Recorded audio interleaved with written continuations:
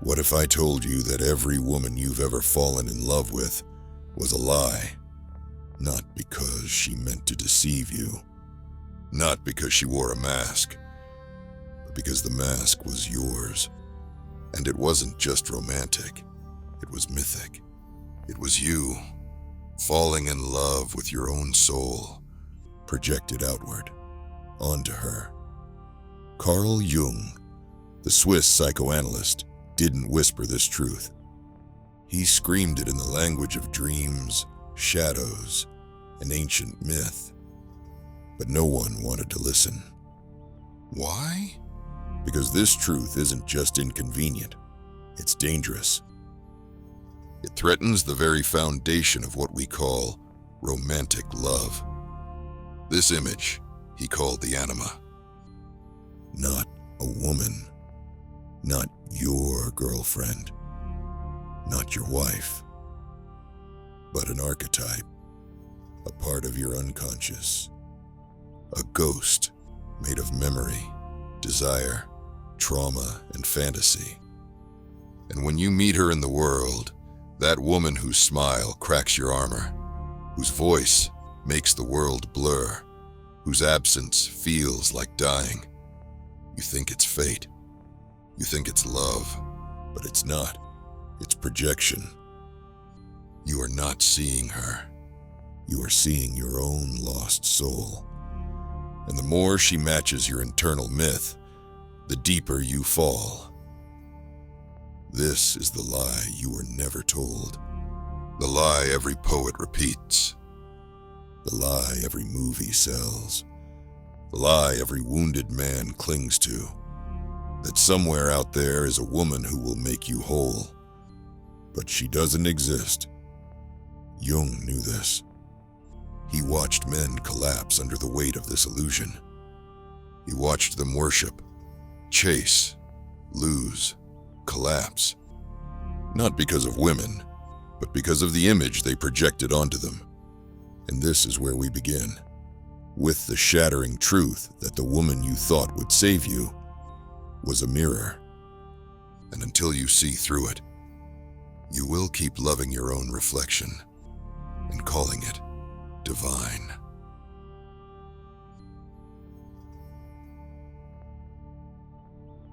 What makes a man give everything? His time, his direction, his soul, for a woman who may never have asked for it? It is not logic. It is not clarity. It is not even love. It is enchantment. And Jung had a name for the spell, anima projection. According to Jung, the anima is the inner feminine image dwelling in the unconscious of every man. It's not arbitrary. It's built over years, forged by his mother's touch, his childhood longings, media fantasies, heartbreaks, and unmet needs. It lives in dreams, fantasy, lust, admiration, waiting to emerge. And when he meets her, the woman in the world who matches that inner blueprint, it feels divine. She appears, he falls, but what he's falling into isn't her reality. It's his own archetype. She becomes the canvas for everything he's lost, everything he desires, everything he hasn't integrated. This is not attraction. This is psychological possession. This is why she seems magical.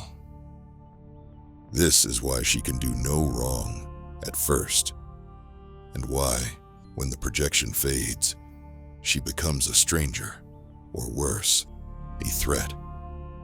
In falling for her, he has fallen for himself. But a part of himself that he never understood, never mastered, never made conscious. When we love, we always strive to become better than we are. When we strive to become better than we are, everything around us becomes better too. Paulo Coelho. But if love begins in unconscious projection, it doesn't elevate, it consumes. The woman becomes divine, not because she is, but because his soul demands it. This is why he loses standards, why he justifies red flags, why he ignores truth. He isn't seeing her. He's seeing hope. She is the redemption of all his buried pain. She is the face of his unspoken longing. And that's the danger. Because no human woman can carry the burden of an archetype, and no man can remain sovereign when he has placed his soul in another's hands. The anima is not a woman. It is a mirror, a test, a spell. And unless a man withdraws his projection, unless he learns to see her clearly, he will be fated to chase ghosts and call them goddesses.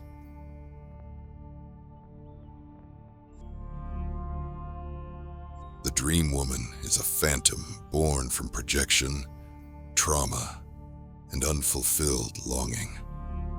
She is the compilation of every fairy tale, every romantic film, every maternal imprint, and every unmet emotional need. She is a construction of the anima, and here lies the tragedy. She doesn't exist, but the man believes she does. Because the illusion is easier to love than the real woman in front of him. So he ignores, he excuses, he endures, all for the chance that the fantasy might become real, but it never does. Love ceases to be a demon only when it ceases to be a god. Carl Jung. This is the heartbreak Jung warns us of. That romantic love, when based on projection, is not noble. It's delusional. It elevates a human into a deity. It replaces discernment with devotion. And it turns the masculine soul into a worshiper, not a creator. He becomes the servant of an illusion he cannot name. And when she inevitably fails to live up to the myth, he either blames her or blames himself. But the problem was never her. It was that she was never meant to be a goddess, and he was never meant to be saved. The greatest tragedy in life is not that men are blind, but that they choose to see with the eyes of fantasy. The dream woman is comforting, but she is also a prison. Because as long as a man seeks her, he remains a boy, still chasing the perfect mother, still waiting to be chosen, still lost in a dream he inherited from culture, not consciousness. The truth is brutal. You do not need to find her. You need to wake up from her. The real woman is flawed, fierce, mortal. And that is where real connection begins, not in the fantasy, but in the seeing. Seeing her. Seeing yourself. Seeing the ghost of your anima and choosing to release it. Jung didn't ask men to stop loving. He asked them to stop worshiping. Because the man who builds his soul on worship will always crumble when the goddess reveals her humanity. But the man who reclaims his vision, he becomes sovereign. Not because he has found the perfect woman, but because he has stopped needing one.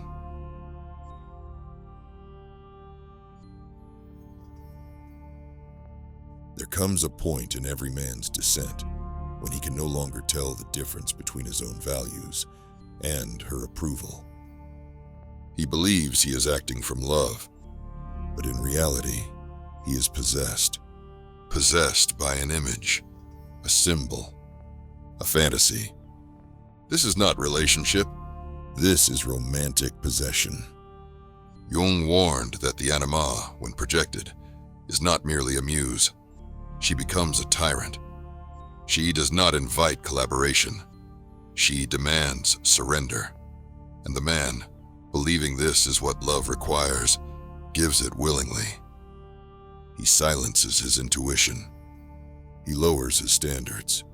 He tolerates the unacceptable. Not because he lacks strength, but because he has replaced his standards with symbolic loyalty.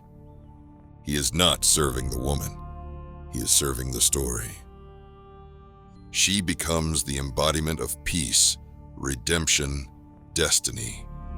And so, when she criticizes him, he listens. When she withdraws, he panics. When she tests his worth, he performs.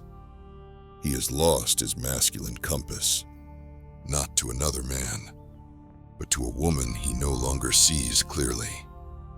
In mythological terms, he is Orpheus descending into Hades for Eurydice. But unlike the hero, he does not look back too soon. He never looks back at all. He is captivated, obsessed, held in psychological bondage by a hope she never agreed to fulfill. She did not ask for this. She may not even know it is happening. But he has made her an idol, and idols demand sacrifice. When you love a symbol, you will overlook abuse. You will interpret manipulation as a test. You will lose your friends, your focus, your fire, all in the name of keeping the illusion alive. But symbols cannot hold you. They only reflect you. Until a man confronts his inner spell, his need to worship, to be chosen, to escape his pain through the projection of salvation, he will remain trapped, not by her, but by himself. The only cure is the hardest path. To see the woman as she is, not as he wishes, and to see himself as the source of the delusion. This is where real sovereignty begins.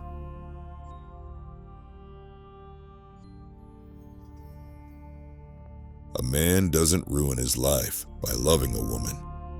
He ruins it by worshiping her. Because when he elevates her to the heavens, he must descend into servitude. And what begins as admiration morphs into something far more dangerous: self-erasure. This is the essence of Jung's suppressed warning. Romantic love, when projected unconsciously, becomes idolatry, a religion of the unworthy. And like every false god, she will demand everything, not because she is cruel, but because she was never meant to bear that weight. The healthy man does not idolize, he integrates. Carl Jung paraphrased. She is not your mother. She is not your savior. She is not the missing half of your soul. When you treat her like the answer to your emptiness, she becomes a mirror for your wounds. She begins to change. Her softness turns to scorn. Her tenderness becomes tension. Her love becomes power. Why? Because worship inverts polarity. It reverses nature. You have placed her on a pedestal that isolates her, and women do not want to be worshipped. They want to be met. When you give your authority away, you create a dynamic that neither of you can survive. She feels burdened. You feel dependent. The relationship becomes diseased. Jung observed that what is repressed returns with vengeance. And in the case of romantic idolatry, what returns is rage. The man resents the woman for failing to complete him, and the woman resents the man for expecting her to. This is the quiet war behind most modern breakdowns.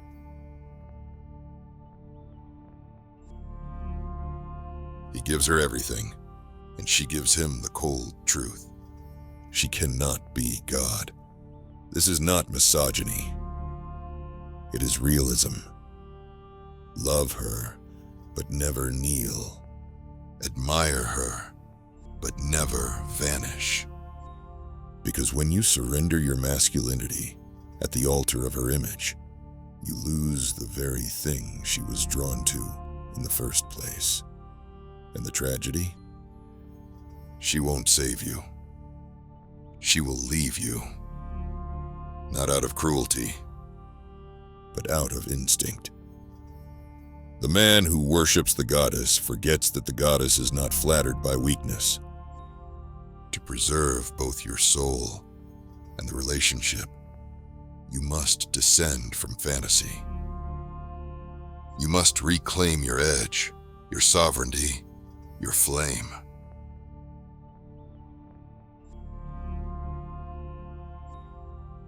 Why was Jung's most piercing insight on romantic projection buried beneath polite psychology? Because no society built on fantasy can survive the truth.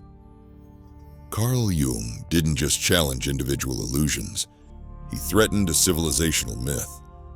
That romantic love is sacred, salvation is feminine, and meaning is found in union. He shattered that, and in doing so, became dangerous. The greatest threat to collective delusion is the man who sees clearly and speaks plainly. Anonymous.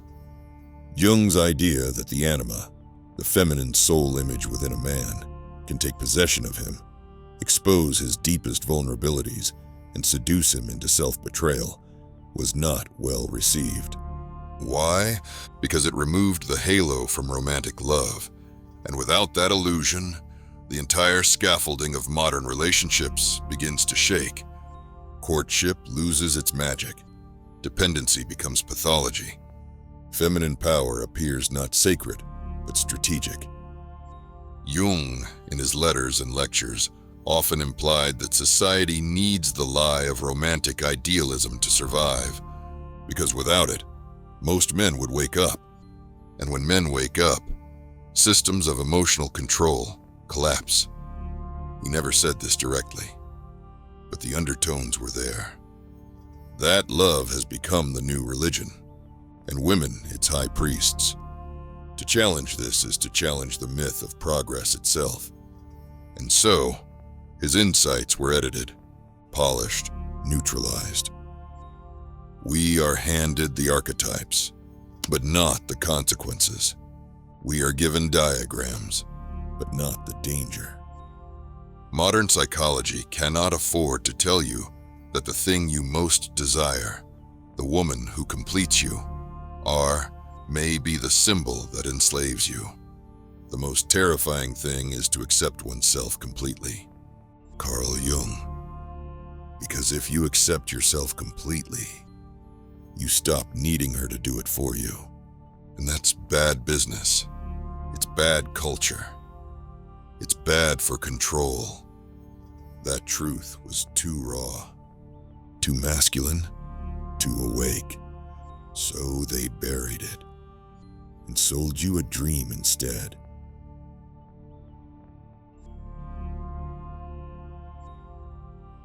So here you are, awake, perhaps for the first time. You see her, but more importantly, you see yourself. This isn't a call to hatred, cynicism, or withdrawal. It's a call to sovereignty, to end the cycle of illusion that has left generations of men waiting at the altar of a fantasy. You were never meant to vanish inside her gaze. You were never meant to build your life on her approval. Jung's most dangerous truth wasn't that romantic love is false. It's that it becomes false when you make her the container of your wholeness. She is not your soul. She is not your missing piece. She is a mirror. And mirrors can only reflect what you bring. So bring a man. Not a boy hoping to be mothered. Not a dreamer hoping to be rescued. Not a worshiper kneeling before a mask. Bring truth. Bring edge. Bring self. Because when you do, everything changes. She can stop pretending to be your completion. You can stop playing the savior and the slave. Love becomes conscious, not compulsive. This is the part they never told you. Because this is the part that makes you free. Free from need. free from fear, free from the story that says, "She will save me." No, brother, you save yourself. And when you do, you can love her deeply, fiercely, even vulnerably, but you will never abandon yourself again. Not for her beauty, not for her affection, not for her guilt, because now you see, and what you see is this: she was never the source of your pain. Your illusion was, and now that illusion is gone. So rise, not in bitterness, but in clarity. As Epictetus once said, freedom is the only worthy goal in life. It is won by disregarding things that lie beyond our control. You were chasing a ghost, but now you're choosing truth. Build your standard. Forge your path. And if she joins you, let her. If not, keep walking. The man who walks alone in truth is stronger than the man carried by lies and company. Love her, yes, but never disappear again. And if that truth hits you deep, then like this video and subscribe for more. Because this isn't just content, it's a modern rite of passage.